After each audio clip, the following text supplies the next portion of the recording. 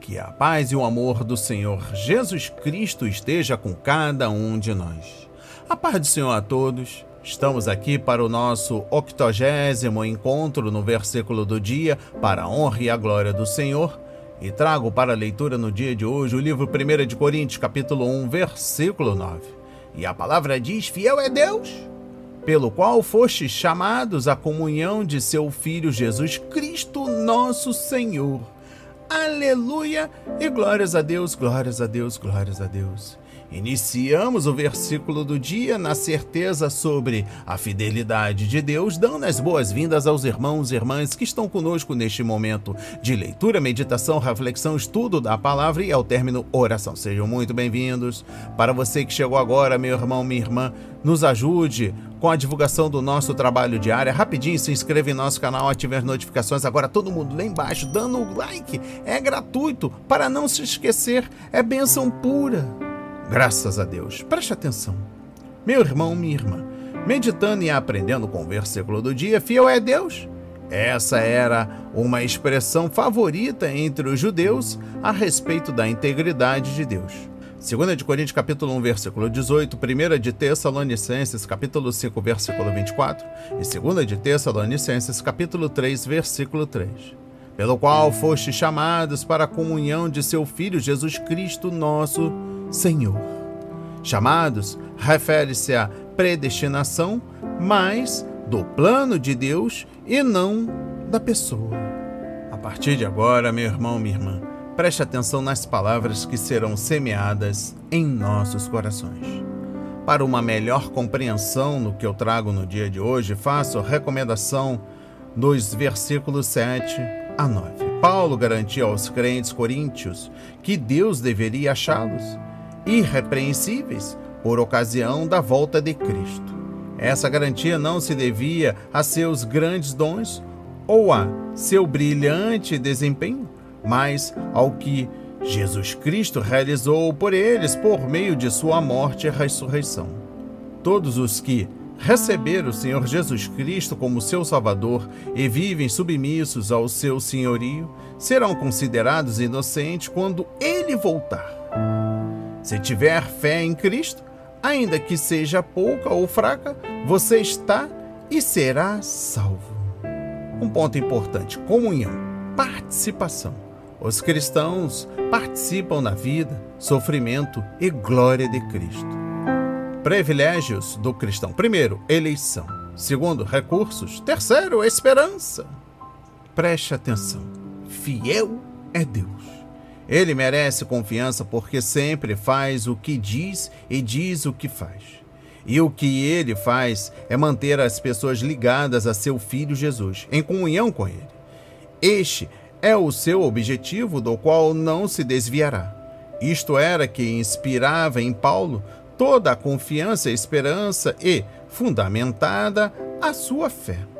Os deuses pagãos não mereciam confiança porque eram volúveis. Os adoradores nunca sabiam como seriam considerados. Já o Deus de Paulo era o que era: acolhedor, amigo, favorável. Vocês foram chamados à comunhão de seu Filho. Paulo está dizendo que os coríntios não eram cristãos porque tinham inventado essa opção. E sim, porque Deus os havia chamado para usufruir da comunhão com seu Filho, assim como ele próprio. 3 pontos importantes a destacar no dia de hoje. Deus, Trindade.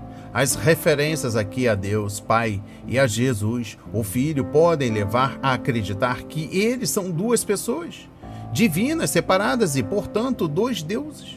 Contudo, devemos ler este e todos os outros textos afins na Bíblia de uma perspectiva trinitária. Um Deus que se torna conhecido a nós em 3 pessoas. Devemos manter tanta unidade quanto a pluralidade em nossa compreensão de Deus. Segundo ponto importante: Deus, fidelidade. Os deuses das nações nos tempos bíblicos eram inconstantes, não confiáveis, mutáveis e temperamentais. Em contraste com isso, os escritores bíblicos afirmam a fidelidade de Deus às suas promessas e ao seu povo. Deus concedeu ao seu povo os dons espirituais necessários para que ele possa perseverar com fidelidade até o fim. Podemos confiar em Deus, que continuará a suprir as nossas necessidades e há de trazer a vitória final que ele prometeu. E por fim, terceiro e último, igreja, comunhão. A comunhão com Jesus Cristo é o sinal distintivo da igreja. Comunhão, grego, koinonia, descreve pessoas que compartilham uma estreita união e companheirismo. A igreja tem essa unidade criada por Cristo através do Espírito.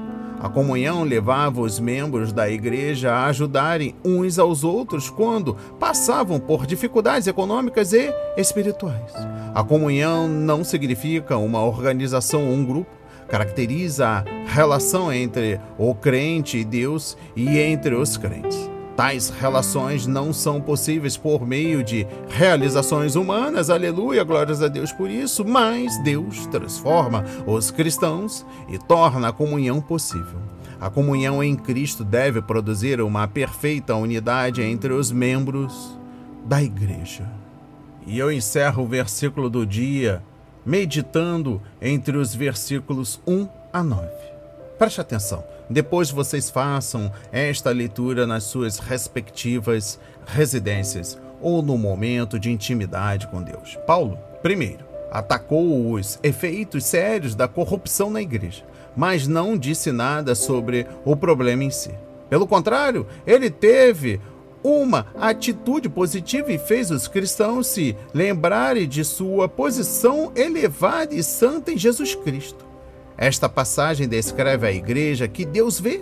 Nos versículos 10 a 31, Paulo descreveu a igreja que os seres humanos veem. O que somos em Jesus Cristo em termos de posição deveria ser o que praticamos na vida diária, mas muitas vezes nós falhamos. As palavras de hoje foram semeadas em corações quebrantados para a honra e a glória do Senhor. Receba este alimento diário, não hesite, compartilhe. Deus está interessado na minha e na sua dor. Oremos. Pai amado, bendito Senhor, meu Deus e meu Pai Jesus Cristo. Primeiramente, agradeço o milagre da vida, o amanhecer, o respirar. A sua infinita bondade e misericórdia para conosco. Estamos diante do seu Filho Jesus, intercedendo por nós.